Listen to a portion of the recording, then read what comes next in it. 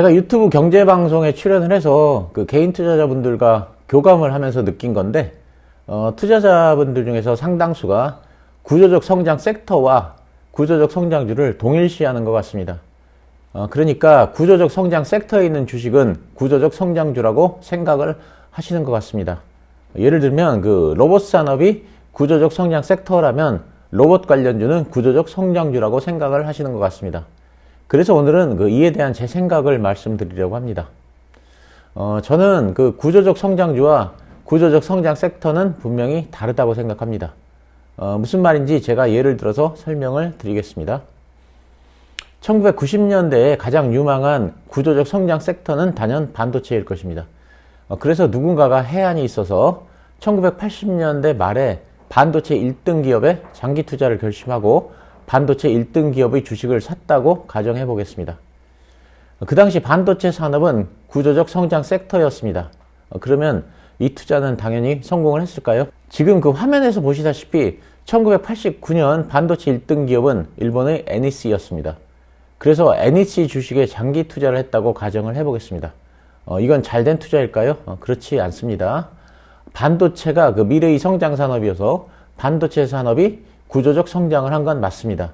그렇지만 그 당시 반도체 분야의 1등이었던 NEC는 2차 반도체 치킨 게임 때 엘피다로 통합된 후 3차 치킨 게임 때 사실상 파산을 했고, 그래서 그 후에 미국의 마이크론에 흡수되어 버렸습니다. 세계 최고의 반도체 1등 기업인 NEC에 투자했다면 손실이 걷잡을 수 없이 커졌을 것입니다. NEC뿐 아니라 그 당시 10위 내에 있던 다른 기업들 중 다수가 업계에서 사라졌거나 존재감이 없어졌습니다. 대신에 그 당시에는 존재감이 없던 인텔이라든가 삼성전자, 퀄컴 같은 기업들이 2000년대 이후에 시장을 지배하기 시작했습니다. 그러니까 1980년대 말에 반도체는 구조적 성장 섹터였지만 거기에 속한 기업들은 구조적 성장주들이 아니었다는 것입니다. 왜 그런지에 대해서는 두 가지 관점에서 봐야 합니다. 첫째, 그 혁신산업의 초창기 1등 기업은 진짜 1등 기업으로 인정되기 어렵습니다. 아직 산업의 그 초창기이기 때문에 기업들 간의 기술 격차가 크지 않고 또 회사의 규모도 큰 차이가 나지 않습니다. 업력이 짧기 때문에 축적된 노하우나 데이터도 큰 차이가 없습니다.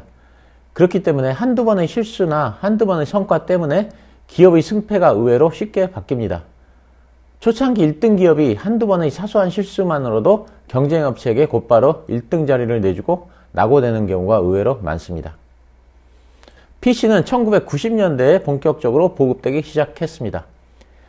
그 당시 반도체 분야의 그 선두를 달리던 일본 기업들은 고품질 제품이 수요를 창출한다는 관점을 가지고 있었고, 그래서 고품질의 값비싼 반도체 제품을 생산했습니다. 그렇지만 반도체 산업을 막 시작했던 삼성전자의 그 이건희 회장은 시장이 필요로 하는 제품을 싸게 공급한다는 반대의 관점에서 시장에 접근했습니다. 일본 반도체 기업 경영진의 실수가 삼성전자에게 새로운 기회를 준 것입니다. 이렇게 그 산업의 초창기에는 경영진의 실수 하나 때문에 업계의 순위가 바뀌고는 합니다. 다른 예를 들어보겠습니다. 1990년대 말 인터넷 산업 초창기에 우리나라의 압도적 1위 포탈 기업은 다음 커뮤니케이션이었습니다. 그 당시 인터넷 검색 기업으로는 네이버, 엠파스, 라이코스, 야후 코리아 등 많은 후발주자들이 있었지만 어떤 기업도 다음 커뮤니케이션의 아성을 넘보지 못했습니다. 다음 커뮤니케이션이 코스닥에 상장을 했을 당시 주가가 두 달 만에 만원에서 40만원까지 무려 40배가 오를 정도로 인기가 있었습니다. 다음 커뮤니케이션이 인터넷 포털에서 승승장구 1위를 독주하자 경영진이 한 가지 이상한 결정을 했습니다. 이메일 서비스에 과금을 하겠다는 것이었습니다. 반대로 후발주자인 네이버는 지식인이라는 그 새로운 개념의 지식교류 서비스를 도입하여 큰 히트를 기록했습니다. 결과적으로 그 경영진의 이러한 결정 한둘 때문에 인터넷 포털의 1위 자리가 뒤바뀌게 되었는데, 만약 지금 이러한 일이 발생된다면 1위 자리를 유지하고 있는 네이버는 충분히 방어가 가능했겠지만 그 당시는 사업의 초창기였기 때문에 다음 커뮤니케이션이 1위 자리를 허무하게 내주고 말았습니다. 구조적 성장 섹터 안의 주식이 꼭 구조적 성장주가 아닌 두 번째 이유는 경쟁 강도 때문입니다. 혁신 산업이 생겨나면 대개는 그 업을 영위하는 기업들이 우후죽순으로 생겨납니다. 그러면 빡센 경쟁이 불가피해집니다. 그래서 그 10중 8구는 그 치킨 게임으로 연결됩니다.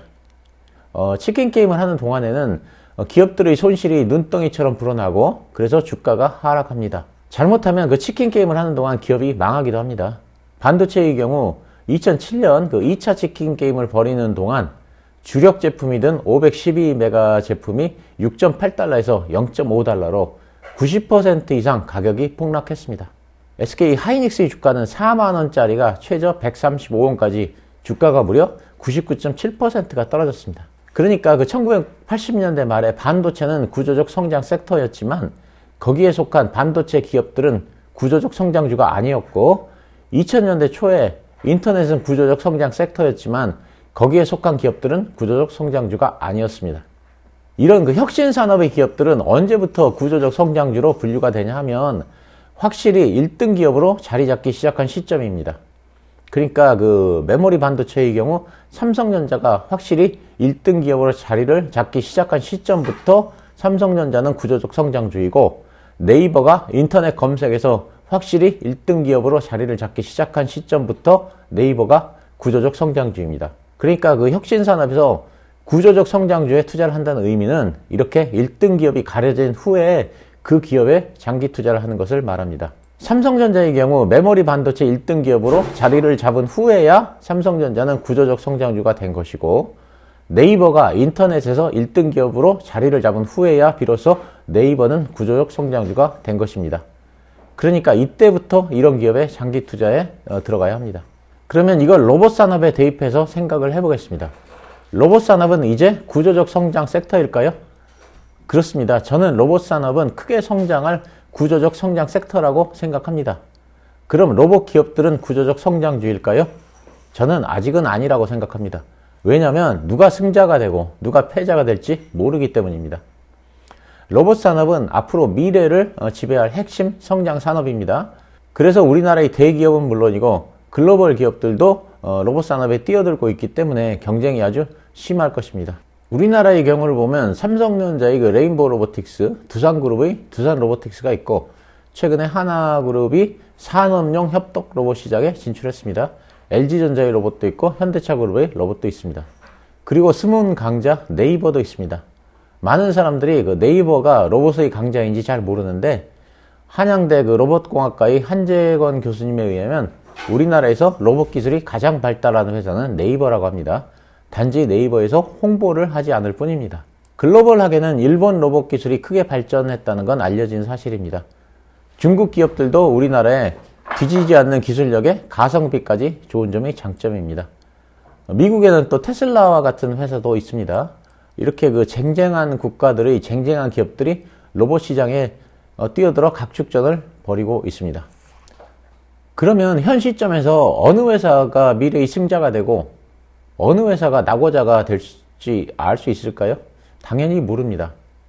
그렇다면 로봇이 구조적 성장 산업이라고 해서 로봇 기업 중에 하나에 장기 투자를 했는데 만약 그 회사가 경쟁에서 낙오되어 버리면 그 회사의 주가는 휴지 조각이 될 수도 있습니다. 그러니까 로봇 산업이 구조적 성장 산업인 건 맞지만 로봇 개개의 기업이 구조적 성장 기업은 아닌 것입니다. 앞으로 로봇 기업들은 치열한 경쟁을 거친 후 승자가 결정되는 시점이 있을 것입니다.